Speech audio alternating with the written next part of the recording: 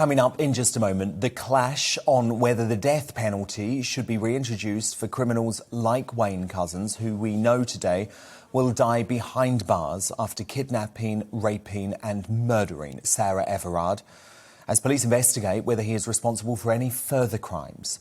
The ex-Metropolitan Police officer was handed a whole life sentence at the Old Bailey today by the judge, who said his warped, selfish and brutal offences had eroded confidence in the police. Our Home and Security editor Mark White was at the sentencing at the Old Bailey and joins me now.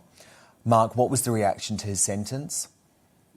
Action really from this former Metropolitan Police officer, and as he left the court his head was bowed. A coward to the last. He couldn't even look Sarah Everard's family in the eyes as he left that court building. Dan, this was really quite a difficult hearing to sit through for a number of reasons. Yes, of course, because of the horrific way in which Sarah Everard was kidnapped, raped and then murdered, but also too because of the appalling abuse of power here. This was a Metropolitan Police officer, someone that Sarah Everard should have been able to trust. Instead, he used COVID-19 laws to trick and coerce this young woman, to falsely arrest her and to place her in that car to drive her off to her death. Then, of course, there was the equally horrific and bizarre behaviour of this man as he disposed of Sarah Everard's remains. He placed her body in a refrigerator in Woodland, set her body on fire. Just after doing that, he phoned his local vets to say to the vet that he had concerns about the separation anxiety that he thought his dog was going through. And apart from his obvious concern for his dog, the audio was played in court. It was as if he had never had a care in the world. And then a few days after he disposed of Sarah Everard's body in that Woodland, he took his own family, his wife and 2 young children to that very same spot. Bizarre behaviour.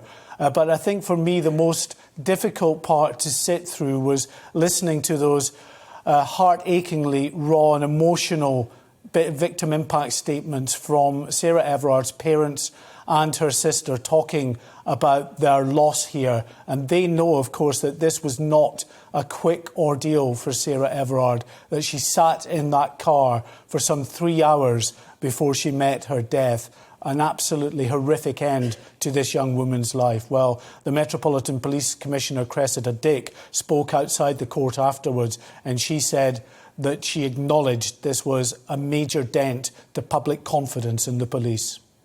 I am absolutely horrified that this man used his position of trust to deceive and coerce Sarah. And I know you all are too. His actions were a gross betrayal of everything policing stands for. What he did was unthinkable and appalling. He showed himself to be the coward he is.